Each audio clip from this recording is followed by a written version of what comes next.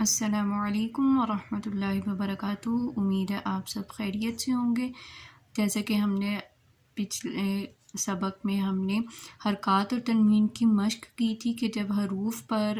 جو ہے زبر زیر پیش یا دو زبر دو زیر دو پیش آ جائیں تو ان الفاظ کی ادائیگی کو کس طریقے سے ادا کیا جائے گا اور ان اعراب کو کس طریقے سے پڑھا جائے گا۔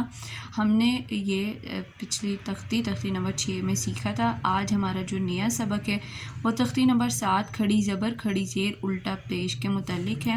مزید ہم 3 اعراب ہم اس قاعدے میں اس تختی میں دیکھ رہے ہیں،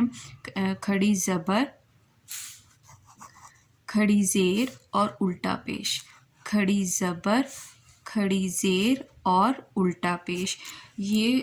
جو ہے ان کو کھڑی زبر کھڑی زیر اور الٹا پیش کہا جاتا ہے، اور ان کو کس طریقے سے ادا کیا جاتا ہے، جس طرح کہ ہم نے پڑھا کہ حرکات جو ہیں ان کو لمبا کیے بغیر پڑھا جاتا ہے، اور تنوین ان کو گننے کے ساتھ پڑھا جاتا ہے، اور گنہ ہم نے سیکھا کہ گنہ کہتے ہیں ناک میں آواز جانا۔ تو کھڑی زبر کھڑی زیر اور الٹا پیش کو ایک الف کی مقدار لمبا کھینچ کر پڑھا جاتا ہے، جیسا کہ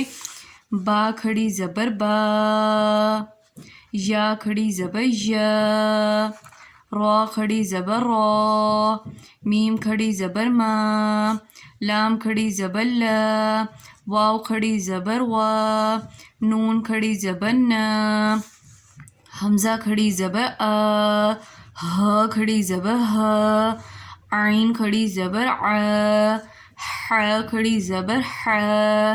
غین کھڑی زبر غا، خا کھڑی زبر خا، تا کھڑی زبر تا، سا کھڑی زبر سا، جیم کھڑی زبر جا، دال کھڑی زبر دا، زال کھڑی زبر زا، زا کھڑی زبر زا، سین کھڑی زبر سا، شین کھڑی زبر شا، صاد کھڑی زبر صا، ضاد کھڑی زبر ضا، طا کھڑی زبر طا، ظا کھڑی زبر ظا، فا کھڑی زبر فا، قاف کھڑی زبر قا، کاف کھڑی زبر کا، حمزہ کھڑی زیر ای۔ ظاہری طور پر تو یہ الف لکھا ہوا، لیکن ہم نے حمزہ اس کو اس لیے پڑھا کیونکہ ہم نے یہ بات سیکھی تھی کہ جب الف پر کوئی بھی اعراب آ جائے تو وہ الف نہیں بلکہ حمزہ میں تبدیل ہو جاتا ہے، اس لیے ہم نے اس کو پڑھا حمزہ کھڑی زیر ای، ہا کھڑی زیر ہی، واو الٹا پیش وو، ہا الٹا پیش ہو، حمزہ الٹا پیش او۔ اس طرح یہ تختی مکمل ہوئی، اور کھڑی زبر کھڑی زیر اور الٹا پیش کو ایک الف کے برابر لمبا کر کے پڑھتے ہیں۔ سب سے پہلے جو ہم نے اعراب سیکھے تھے وہ بڑی مد کے، اور ہم نے جو ہے کھڑی زبر ہم نے اس میں بھی سیکھا تھا حروف مقطعات والی جو تختی تھی، کہ جس میں ہم نے سیکھا کہ جو بڑی مد ہے اس کو 5 الف کے برابر لمبا کیا جاتا ہے، لیکن اگر وہی مد جو ہے وہ الف کے اوپر آ جاتی ہے تو پھر اس ایک الف کو ملا کے وہ 6 الف کی مقدار اس کو لمبا کیا جائے گا۔ اور اس کے بعد پھر ہم نے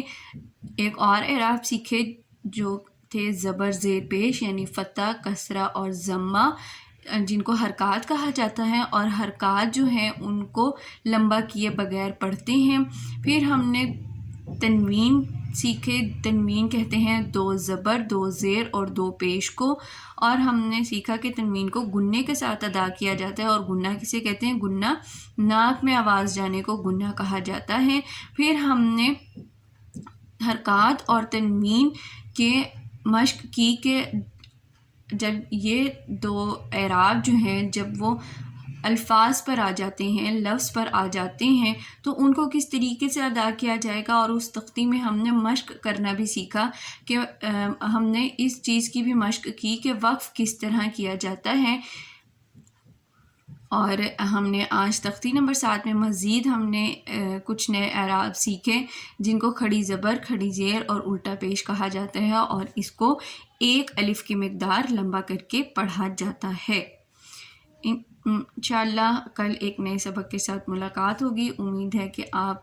کو مزید سیکھنے کا موقع مل رہا ہے، مزید قرآن پاک کو پڑھنے میں بہتری آ رہی ہوگی، اور ہمیں اسی چیز کی کوشش کرنی ہے کہ ہم جو ہے اپنے قرآن پاک کی قرأت کو مزید بہتر سے بہتر کرتے چلے جائیں. یہی ہماری زندگی کا مقصد ہے کہ ہم جو ہے اللہ تعالیٰ کے بتائے ہوئے احکامات پر پوری طرح عمل کرنے کی کوشش کریں اور دوسروں کے لیے راہ راست کا ذریعہ بنیں. وہ کسی بھی طریقے سے ہو سکتا ہے، حتیٰ کہ ان کو کوئی آپ چھوٹی سی بات ہی بتا دیں اور ہو سکتا ہے کہ وہ آپ کی اس بات پر عمل کر لیں اور وہ آپ کے لیے اعمال جاریہ ہو جائیں گے. تو کوشش کرتے رہنا چاہیے کہ خود بھی ہم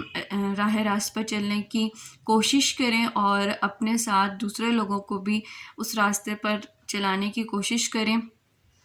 دعا کرتے رہنا چاہیے سب کے لیے کہ اللہ تعالیٰ ہم سب کو سیدھے راستے پر چلنے کی توفیق عطا فرمائے، ہم سب کے گناہوں کو اللہ تعالیٰ معاف فرما دے. انشاءاللہ کل ایک نئے سبق کے ساتھ آپ سب سے ملاقات ہوگی. تب تک کے لیے اللہ حافظ.